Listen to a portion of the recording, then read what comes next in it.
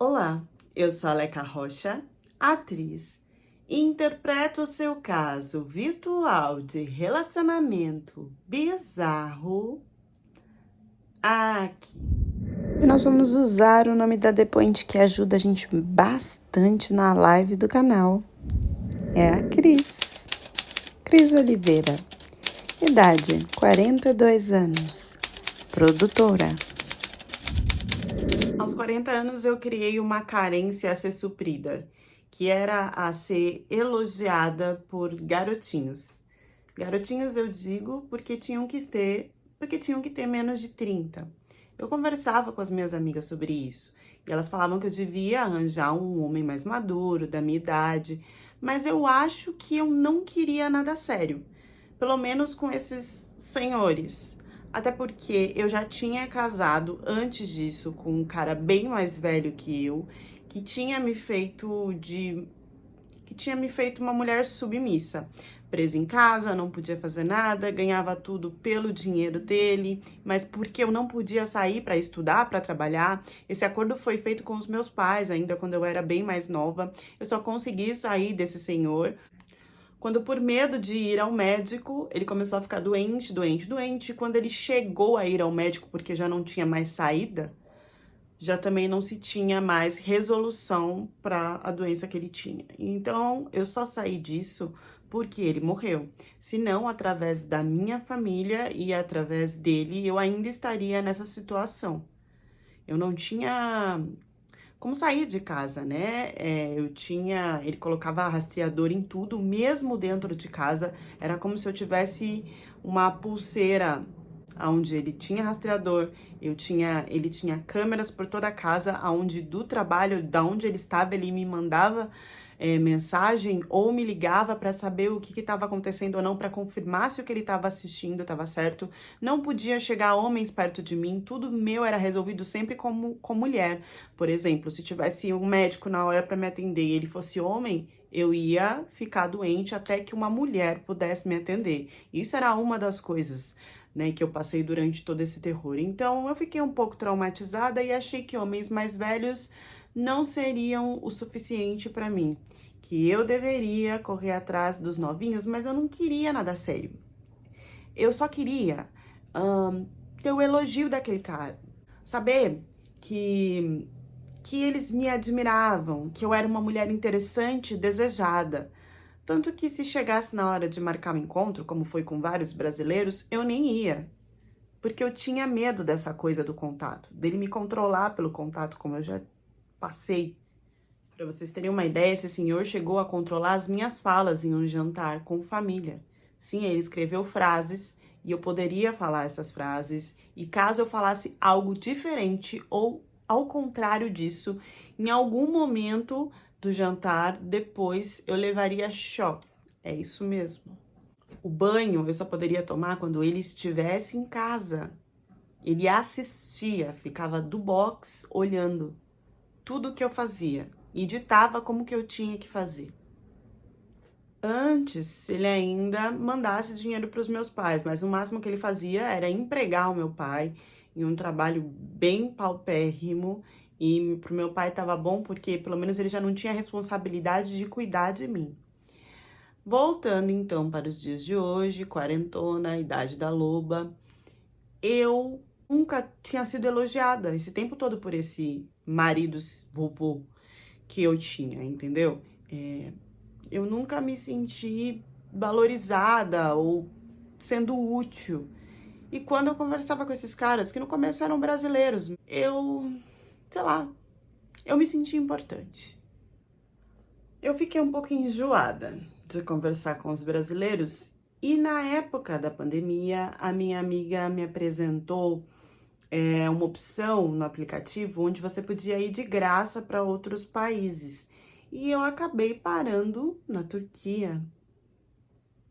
Eu não sabia que tinha uma quantidade enorme de turcos novinhos, safados online. Tinha uns que no primeiro like assim já subia hot, foguinho, foguinho, foguinho e uma berinjela. Com o velhinho que eu tinha sido casada, eu jamais era elogiada em momento algum. Na hora do rally rola, que ele tinha uma pingola bem desfavorável, ele me tratava igual o cara que fala lá na novela, vá se lavar que eu quero lhe usar. Porque era assim mesmo, eu ficava deitada, paralisada na cama, e ele só ia por cima, com aquela Maria mole, fazia lá umas 4 flexões de braço, e saía e ia tomar o banho dele, fazer as coisas dele. Não tinha elogio, não tinha carinho, não tinha toque, não tinha nada. Então, eu acabei descobrindo o universo virtual de nhanhá, né? Virtualmente, aquele coito virtual, aonde eu era elogiada. E é aí que a coisa começou a pegar. Porque me apareceu o Serkan, que não mandava só brasileira linda, quero casar com você, hot, mande fotos. Não, o Serkan queria uma coisa mais profunda comigo. Até porque no primeiro oi, ele já deu oi na chamada de vídeo com a pingola na mesa. Mas você tem noção da espessura do tamanho? Que ele colocava a pingola, ela ficava reta na mesa com ele de pé. Como ele arranhava no inglês, ele olhava pra pingola, olhava pra mim e falava, your fault, your fault. Quer dizer, a culpa é sua, né? Ela tá assim por causa de você. Ô, culpa malvada. Nunca me senti tão culpada na minha vida. Sempre ele iniciava desse jeito, já com uma música turca. Aí a pingola dançava conforme a música, sabe? Ele mexia assim, ó, pro lado, segurava assim na cintura. Deixa eu abaixar pra vocês entenderem. Tava assim na cintura, a pingola aqui e fazia a dança da pingola solta, com a música. Colocava a música e ia no ritmo. Aqui tá a pingola e o corpo dele porque a pingola tava fortalecida, né? Aí o corpo dele que mandava. Yavaş, yavaş, canım, canım, canım, beni, canım. Era uma coisa assim. E ele era muito narciso, então ele ficava assim de lado pra mostrar a polpa né? Ele era todo definidinho, sabe? Aqueles homens que pegava tronco, corria com o tronco nas costas. Sustância. Ele gostava também de tomar banho fazendo chamada de vídeo comigo. E eu ficava impressionada, porque a pingola dele só descansava quando ele desligava a chamada de vídeo. Ele acabava a chamada de vídeo comigo, e mandava foto, tipo, olha, ela descansou. Pra eu entender que realmente a culpa era minha, eu que fazia o sangue circular ali. E aí, né, fui pegando a confiança, me achando a poderosa. Gente, não tinha nenhuma coisa de querer se encontrar não, tá? Era só isso mesmo, só essa coisa virtual. E eu tô contando isso pra vocês entenderem o que me levou a me apaixonar pelo turco. Eu comecei a fazer chamada de vídeo com ele também.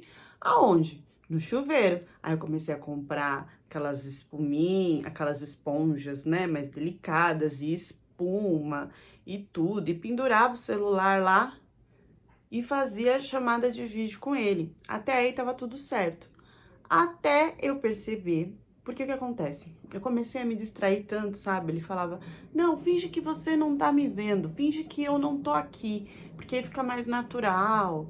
E aí eu gosto mais, eu aprecio mais a sua beleza sem ser uma coisa forçada, tipo de vídeo. Então eu ficava lá, né, me esbaldando, a atriz do Only. E eu comecei a escutar, e um dia eu escutei vozes que não era dele. E o celular, ele ficava distante pra pegar a maior parte de mim. E eu era míope, eu não enxergava de longe. Então, pra mim, a sombra dele tava ali, era ele que tava me assistindo. Até eu escutar uma voz diferente, não sei, que me deu uns 5 minutos, puxar o celular e ver que atrás dele tinha mais 2 me assistindo. Aí eu fiquei brava. Porque ele tava o quê? Fazendo uma sessão de cinema, né? Com as minhas coisas. Eu lembro que eu falei um monte pra ele. Falei que se ele tava cobrando alguma coisa, eu queria esse dinheiro, porque era o meu corpo que tava em jogo.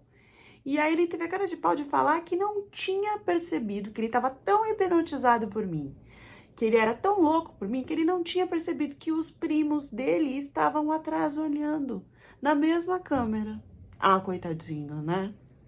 Briguei, fiz um auê com ele no vídeo e falei que se eu soubesse que eu realmente queria a grana que ele tava cobrando. E ele falou que não tava cobrando nada. E eu falei que ele não era homem. Comecei a ofender ele com as piores palavras. Depois disso, ele me bloqueou de todas as redes. Só que passando uma semana, ele voltou só pra me mandar fotos. Ele me mandou várias fotos, me desbloqueou. Depois que baixaram as fotos, ele me bloqueou de novo. E eu fiquei, assim, bem assustada com o que eu vi. Eram fotos como se fosse uma banquinha de jornal. E aí tinha uns varais, assim, como se fosse de barbante. E as minhas fotos imprimidas, como se estivesse para vender. Eu não sei até hoje se ele montou isso só para me mostrar como vingança, tipo, olha, eu tô vendendo aqui você.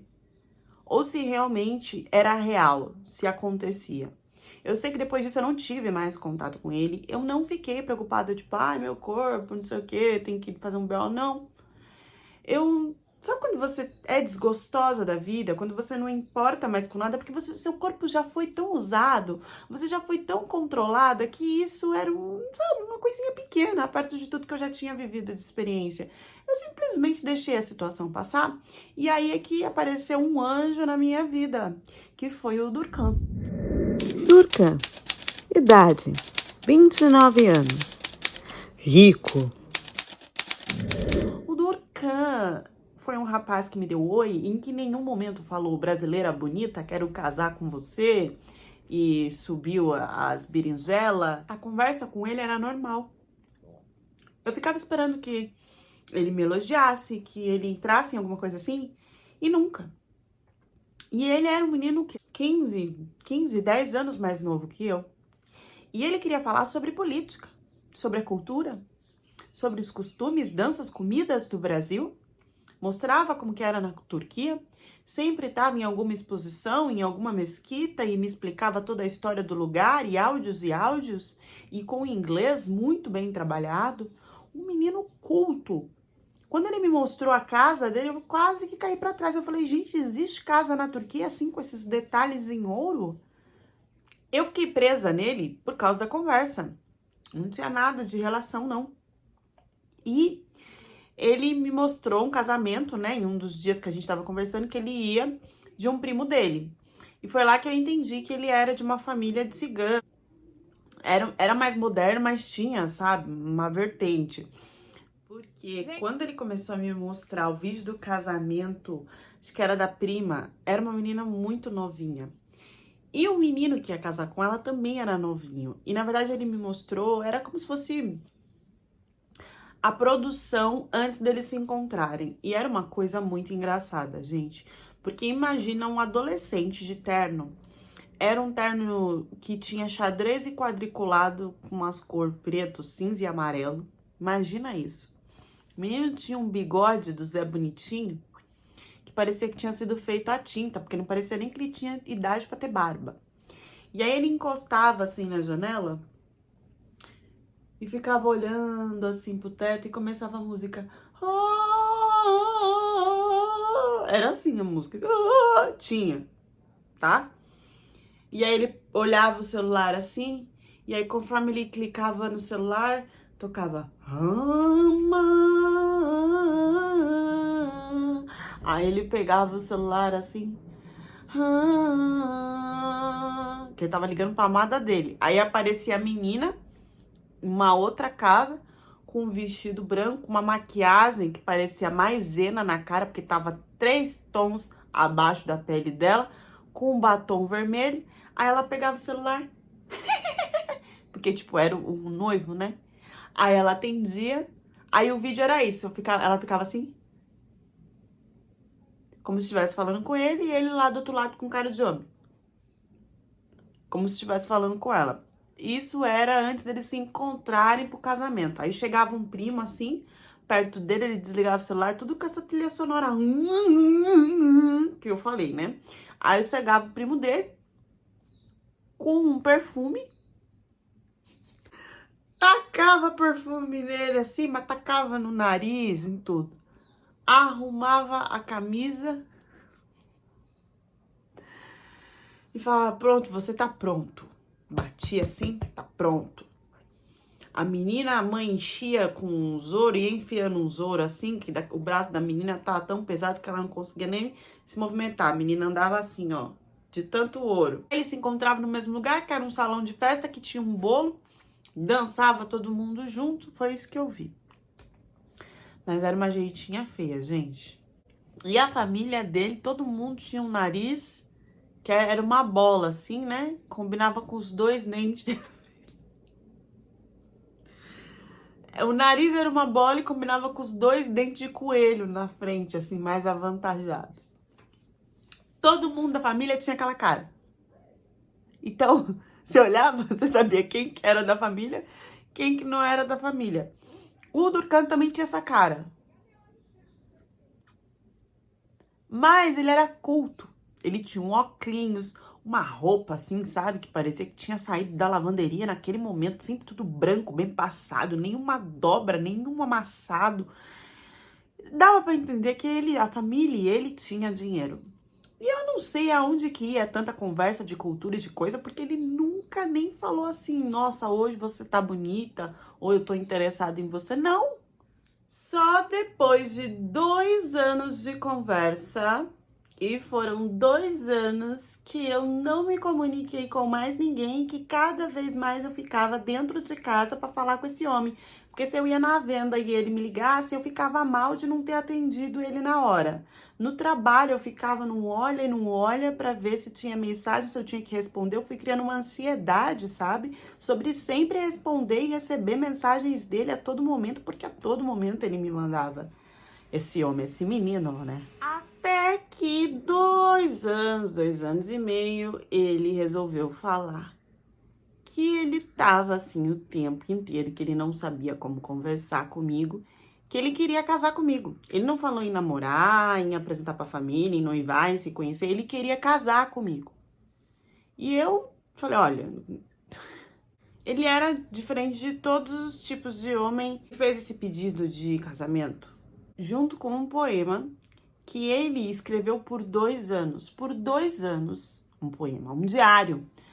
Cada folha ele marcava, dia 2, hora tal. Conversei com meu amor, ela não sabe o quanto eu suspiro por ela todos os dias, o quanto ela vem na minha mente, mas ela foi muito atenciosa. Cada vez que eu olho nela, eu entendo que é ela a pessoa da minha vida. Então, tinha essas coisas, assim, vários pensamentos dele, sempre super positivos, me elogiando muito, me valorizando muito, e com medo de falar comigo e de eu não aceitar por achar que ele era pouco, por achar que ele era imaturo, porque ele era muito novinho, porque ainda não tinha tanto trabalho firmado, mas que ele não iria desistir de mim e que se ele deixasse algum homem se aproximar de mim, ele ia ser culpado pelo resto da vida dele, porque ele ia morrer sem encontrar o verdadeiro amor da vida dele. Por isso que ele me ligava freneticamente, porque ele não podia me contar que ele estava apaixonado por mim, que ele queria eu como esposa, mas ele também não queria que outro homem se aproximasse. Então ele foi me mostrando esse diário e lendo e se declarando, e aqueles elogios, aquelas qualidades, aquela valorização toda foi entrando dentro da minha cabeça, que se eu não estava apaixonada já e não entendia, naquele momento eu fiquei apaixonada, eu entendi que esses 2 anos eu já estava apaixonada por ele também. E aí ele veio com uma coisa de que a gente não podia se encontrar antes, que a gente não podia se tocar antes, que na religião deles, respeitar uma mulher era fazer dela sua esposa, então teria que ser tudo já tipo, casamento certo. E ele queria fazer esse casamento, até uma parte, o início, online. Eu nunca tinha escutado falar de se converter ao Islã online, de casar online, mas pelo que eu pesquisei na internet, era super possível. E era super possível até de se conseguir a documentação desse casamento, ainda mais no religioso. Ele falou que iria me apresentar à família dele por vídeo, eu não acreditei. Ele me fez uma reunião mesmo, no meio do jantar, saiu mostrando a cara de todo mundo, traduzindo tudo o que se falava. E eles querendo já organizar o dia que seria o casamento por vídeo também. Foi tipo uma confirmação para Alá de que eu aceitava Alá como o único Deus para virar muçulmana, e depois a confirmação de que eu e ele éramos marido e mulher por um líder, né? Eles chamam um líder na casa, liga a chamada de vídeo, o líder pede para eu repetir algumas coisas em árabe e eu vou repetindo palavra por palavra. E depois disso, ele pergunta, explica tudo como que é o casamento, né? Que não se pode ter relação antes, não se pode ter contato antes. E depois a questão do divórcio, que é uma coisa que eles não querem que aconteça, que pode se conversar com a família para resolver, que existe forma, né, dentro da religião dele, de um perdoar o outro e continuar, enfim, fala umas palavras bonitas lá, tudo que ele ia me traduzindo aos poucos, e depois ele fala que quer casar comigo, eu falo que quero casar com ele, e a gente tá casado. Tudo isso foi feito pelo vídeo, porque ele disse que quando ele me encontrasse, ele já queria ter firmado isso, da gente já ir para um cartório só para assinar a parte da documentação mesmo, e já começar a viver como casados. Eu me assustei um pouco, mas ele falou, olha, presta atenção, nós estamos aqui há 2 anos, conversando todos os dias, vivendo todos os dias pelo vídeo. Qual é a diferença disso no ao vivo? Você tá vendo tudo que tá acontecendo comigo aqui no tempo normal. Eu não tô desligando pra brigar com alguém, você tá vendo tudo que tá acontecendo, eu também, por 2 anos. O que pode mudar quando a gente estiver na mesma região, sendo que no vídeo você já tá vendo tudo? E aí eu tive que concordar com ele, foram 2 anos intensos, que eu troquei o celular umas 2 vezes porque a bateria já não aguentava mais de tanto que a gente conversava por chamadas de vídeo. Às vezes deixava o laptop ligado de um dia para o outro, umas 3, 4 dias, e assim ia. Então depois da cerimônia feita, eu me organizei para ir para a Turquia para ficar de vez com o Durkhan. Acontece que já no aeroporto algumas coisas foram um pouco estranhas. Primeiro que ele não foi sozinho me buscar. Ele foi com a família toda e ele não chegou perto de mim para dar um beijo no rosto. Eu fui para me aproximar, os mesmos 2 passos que eu dei para frente foram os 2 passos que ele deu para trás. A mãe dele já tomou assim o meio, veio me abraçando, Janan, Janan, com 2 beijinhos no rosto. O pai me deu a mão e o Durkhan, ele se afastou mais e só deu um oi assim. E eu fiquei assim, gente... Mas na hora me deu um estalo, putz, é cultural. Porque a gente ainda não estava casado no papel. Eu não sei como era essa coisa de contato entre homem e mulher na Turquia. Mas sabe quando você paralisa e você percebe que ali você não tem que avançar? O Durkhan, ele foi na parte da frente do carro e a mãe e o pai atrás comigo no meio. Eu não tinha muito como conversar ali com ele sobre o que estava acontecendo, eu só segui o fluxo. Chegando na casa, a mãe dele me ofereceu comida, ele foi indo para o quarto, disse que tinha que resolver umas coisas de trabalho e que eu ficaria com a mãe dele, mas ele não me pegou de lado e falou, amor, vai acontecer, não. Ele entrou na casa, foi andando para o quarto e falando comigo e se distanciando e desaparecendo, além do arco-íris. E a mãe dele já foi se aproximando de mim e tomando a rédea da situação, me explicando que a gente ia ficar um pouco distante até assinar os papéis do casamento. Então, dali a mãe e a irmã me levaram para ver vestido, me levaram para ver maquiagem, me levaram para ver tudo. Eu ficava mandando tudo pro Durkhan pelo celular, mas eu não me aproximei dele. Na hora de dormir, eu fui para ficar em um quarto com a mãe e o Durkhan estava em outro quarto com o pai. A gente não se truncava. Na hora de comer no jantar, ele estava em uma ponta da mesa, eu estava em outra ponta da mesa. Eu mandava mensagem de texto pra ele pra saber o que estava acontecendo e ele falando pra eu ficar tranquila, porque era assim.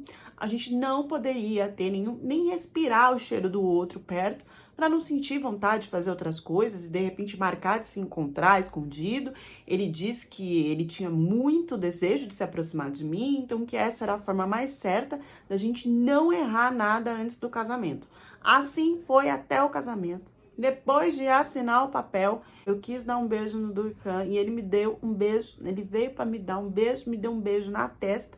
Mesmo assim, não pegou na minha mão, não me abraçou, eu não tive nenhum tipo de contato com ele até eu chegar na nossa casa, que eu nem sabia o que seria. Graças a Deus, a nossa casa era uma casa muito confortável, muito de gente fina. Eles realmente tinham dinheiro e eu não fui para a casa dele com o Durcan perto de mim, não. Eu fui em um carro de novo separado com a mãe depois do casamento e ele foi num carro separado com o pai. Não teve festa. A festa só seria depois que a gente se encontrasse na casa em um outro dia. Não sabia como eram as comemorações na Turquia, mas comigo foi desse jeito.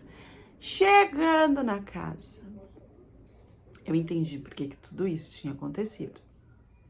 Simplesmente porque o Durcan chegou, eu ainda de noiva, ele não quis fazer nada. E quando ele, pela primeira vez, veio me abraçar, ele pegou a mão dele, juro, eu levei um susto. Ele pegou a mão dele e fez assim, ó. E tirou a mão. Era o suporte de uma mão. Não deu tempo de eu perceber, a gente só ficava de longe. E lembra, né, eu tinha uns graus de miopia, mas assim, ele não se aproximou, ele não se movimentou. Na hora de assinar, ele assinou com a mão direita, ele fez isso com a mão esquerda. Ele não tinha uma mão, só tinha o cotoquinho mesmo. E a questão é que ele não me contou isso, ele não me mostrou isso em nenhum momento. Eu acho que era uma coisa que tinha que ser conversada antes. Ali eu percebi que o online tinha toda uma magia, e principalmente talvez eu tenha me encantado pela questão dele ser novo, me elogiar e ter uma condição financeira muito boa, que não permitiu me ver se eu gostava mesmo dele. Ou por que eu recebi esse balde de água. Eu recebi um balde de água fria como se essa parte física fosse muito importante e me desse um pouco de aversão. Estou sendo preconceituosa? Sim, estou. Mas foi assim que eu me senti. Eu talvez não aceitasse me casar com um homem que não tivesse a mão. E ele agiu naturalmente, como se aquilo não fosse um problema, como se ele não devia me informar, como se fosse uma coisa natural. E como que eu ia virar pra ele falar? Eu não conseguia, porque eu olhava, e aí eu disfarçava, eu ficava com vergonha, eu não sabia como falar, ué, mas você só tem um toco? Eu não conseguia. E ele agindo naturalmente dentro de casa e eu... E na hora de fazer amor? E como que eu vou me acostumar com isso? Porque ele agia assim, normal. E aí em casa ele não colocava mais a mão, não. E ficava coçando. Tudo que ele fazia assim, eu ficava olhando, me dava um negócio. Eu não estava preparada para isso. E eu não estava preparada para o que viria na lua de mel. Porque eu resolvi fingir que estava tudo bem e continuar normal até iniciar a lua de mel. Eu tava preocupada com essa parte. E aí começou, né, os beijos, aquela coisa, ele bem torto, assim, não sabia fazer nada muito, sabe, beijava mais o meu nariz do que o meu lábio superior. E respirava muito ofegante, sabe, pra dar um beijo, saía mais ar do que saliva, do que a língua do beijo da boca. Mas eu tava ali, né, curtindo o momento. Até que ele tirou, né, a calça. E, gente, a cueca dele era reta. Não tinha nada. E não é porque não tinha nada, porque era pequeno o pinguili. A pingola. A pingola não era pequena. Ela praticamente não existia. Ele tinha uma parte do órgão feminino e um negocinho assim pra crescer que viraria a pingola, mas não virou. Ele era hermafrodita. E ele também não me contou isso. Eu achei que a questão de não se ter contato era da religião, mas na verdade era para esconder essas duas coisas. Que com certeza a maioria das mulheres quiseram fugir. E eles foram tão espertos que assim, a lua de mel e esse contato que a gente teve não foi no primeiro dia. Foi depois de que já não dava mais para cancelar o casamento. Que ele me falou que o casamento só podia ser cancelado 24 horas depois. Só até 24 horas depois. E nesse momento a gente já tinha passado das 24 horas. Parece que ele marcou no relógio e 1 hora depois ele resolveu mostrar quem ele verdadeiramente era. E eu, mais uma vez, não sabia como falar, não sabia como dizer que não queria. Comecei a fingir dor de cabeça, a passar mal, a dizer que eu tava com febre. E eu podia falar ali que eu tava morrendo, que ele não ia parar. O que ele fez foi tentar roçar em mim e ficar lá, sentindo o que ele queria sentir. Eu achei que isso não podia ficar pior, mas depois do 3º e 4º dia ficou. Isso tudo porque eu não sabia sair da situação, eu não sabia falar que eu não queria, que eu ia embora, eu tava sem, não sei explicar pra vocês.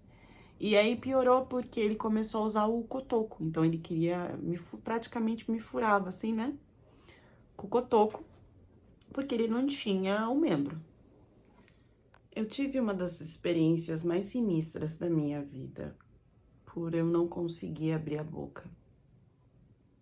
E depois, quando eu consegui abrir a boca, de manhã, que eu falei que eu não tava achando certo, porque ele não tinha me contado nada, porque eu não me sentia bem, porque ele devia ter me avisado antes. Ele disse que não tava entendendo sobre o que eu tava falando. Ele agia mesmo como se a única parte que sobrava do braço dele fosse algo normal para se ter relação. E ele falou: fica tranquila que eu vou preparar um café da manhã para você. Nisso, ele não voltou e eu nem pensei que ele poderia ter me trancado no quarto. Foi o que ele fez. A partir daí, ele começou a me manter trancada no quarto. Ele levava comida para mim, mas eu não tinha celular, eu não tinha nada. Eu pedia pelo amor de Deus para sair. Ele não me deixava sair porque ele queria ter relações da forma que vocês já sabem. Até eu falar que eu não queria mais o casamento desse jeito, que ele sabia que se eu falasse eu te repudio 3 vezes, o casamento estava acabado. E em um desespero, ele começou a falar que tinha que encontrar a família, que a família estava perguntando da gente, isso depois de uns 5 dias mais ou menos, né? Porque tem aquela coisa de jantar com a mãe turca sexta-feira, no fim de semana, e que eu teria que fazer isso com ele quietinha. E eu falei que não, que eu ia fazer um escândalo e que eu ia contar tudo para a família dele. Ele não acreditou em mim, ele me levou para esse jantar e eu comecei a falar tudo. Só que a família dele não falava português e também não entendia inglês. Então tudo que eu falava, ele traduzia do jeito que ele queria para a família dele. E eu tava vendo que ele tava traduzindo do jeito errado. E a família aceitando. Então eu comecei a escrever as coisas, eu comecei a pedir o celular pra mãe, pro pai, pra escrever as coisas no Google Tradutor. E ele falando que não, que ele era o filho, que eu não ia fazer isso. Eu entendia algumas coisas, mas não entendia tudo. E a família dele um pouco perdida, mas acreditando no que ele tinha falado.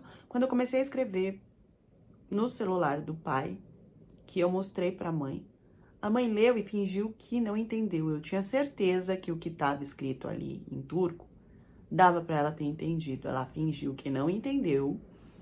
E escreveu novamente de que isso era normal e que eu deveria honrar e aceitar o meu marido da forma que ele era, porque isso era amor. E foi isso que ele me repetiu. Você disse que me amava, você aceitou a casar comigo, você fez isso online. A partir desse momento, você é a minha esposa e não tenho o que fazer. E desse jeito eu fui arrastada de novo para casa dele. Ninguém poderia me tirar dali. Vizinhos não olhavam para minha cara, eu não tinha como falar com ninguém. Mesmo que eu falasse alto, que eu brigava, ninguém vinha pra ver o que estava acontecendo. Eu tentei falar com o porteiro uma vez, ele me puxou pelo braço e o porteiro não dava, ninguém dava atenção. As pessoas só davam atenção se ele estivesse na frente ou se ele falasse alguma coisa. Então eu comecei a viver do que ele me dava, do que ele comprava, trancada naquele quarto. Até eu entender na minha cabeça que se eu não fosse pra cima dele, de, sabe, de deixar a pessoa desmaiada, de deixar a pessoa na cama, de fazer alguma coisa pra pegar a chave pra sair dessa situação. Porque senão eu não ia conseguir sair. Até que numa bela noite, ele veio querer se envolver comigo, né? Chegava, tirava a mão e ia pro ritual dele, né? De comer, de tomar banho. E ele queria que eu arrumasse a casa, que eu fizesse tudo. E se eu não fizesse, ele chegou a avançar em mim. Então eu tinha que fazer. E eu rezei tanto, tanto nesse dia, para Deus me iluminar de como que eu ia fazer isso. Eu já tinha na minha cabeça, meu celular ficava na mesa, porque ele levava o meu celular para o trabalho, e aí quando ele voltava, ele deixava na mesa da sala, porque ele ia me trancar no quarto, eu não ia ter acesso ao celular.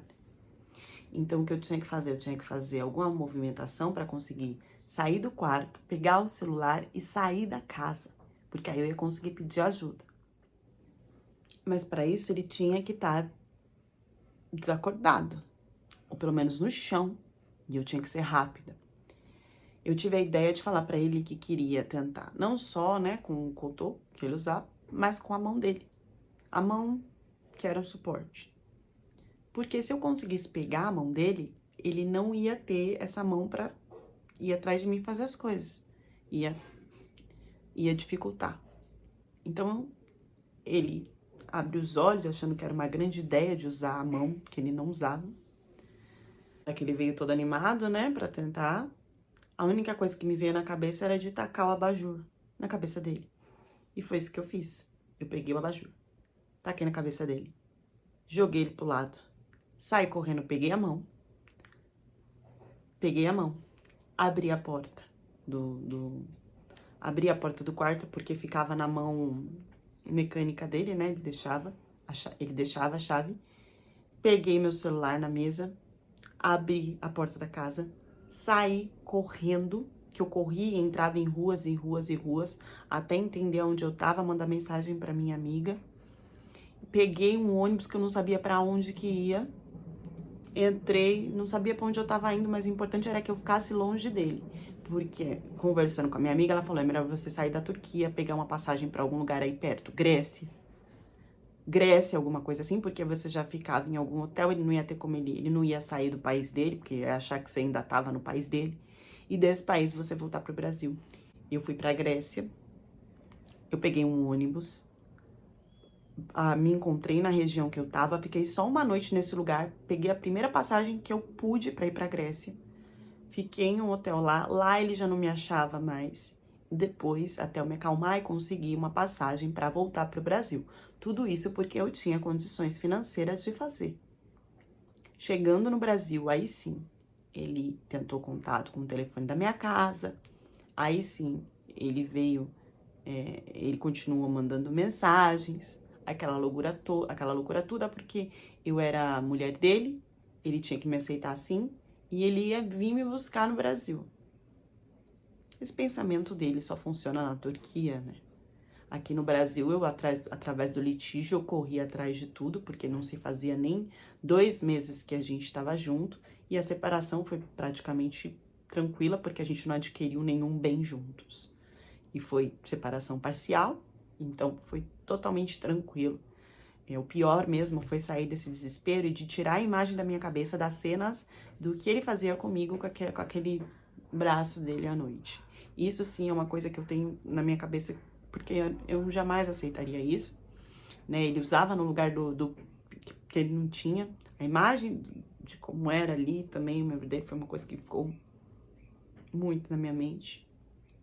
Mas eu consegui me recuperar. Primeira coisa, gente, eu sei que quando a pessoa, né, não tem lá uma parte do corpo, não se fala toco. Gente, eu sei disso, tá? Eu sei que é uma frase totalmente, é uma palavra totalmente errada, mas eu sempre coloco aqui como a depoente me conta, para que vocês entendam que existem pessoas que ainda não têm conhecimento, que ainda falam assim, e refletirem sobre isso nos comentários, tá? Então, assim, PCDs, né, que assistem aqui o canal, é assim que fala, se não for vocês me corrijam, não se ofendam, tá? Assim como quando a pessoa errar, eu coloco as palavras do jeitinho que ela falou, eu sempre coloco, da mesma forma é feito o roteiro, sempre com o modo que a pessoa me conta, para que a gente também tenha essa informação aqui. Agora, sobre a história. Foi criada uma coisa na cabeça dela, né? De como era esse cara, de como seria esse casamento. Ela não teve essa vivência ao vivo. E às vezes a gente tem essa vivência ao vivo e mesmo assim a gente cria coisas que não existem. E aí, que eu deixo uma questão aqui pra vocês. Quando a gente fala, eu tô apaixonada, eu tô amando. Será que a gente tá mesmo? Será que a gente para pra pensar, mas se aquela pessoa, de repente, sofreu um acidente, ficar com alguma dificuldade física ou mental, eu amo essa pessoa para estar com ela dessa forma? Para estar com ela em qualquer situação? Ou é um amor do bem bom ali da situação do momento, que tá valorizando e te trazendo coisas boas, materiais, e, né? E eu resolvi pensar nessa parte da história. A história tem outras camadas, né? O que o cara fez não foi certo, imagina. Forçar ela a ter relações dessa forma, não. Mas essa questão me pegou também. Os comentários estão aí para vocês falarem sobre todas as outras camadas. Deixem a reflexão de vocês nos comentários. E até a próxima história do canal.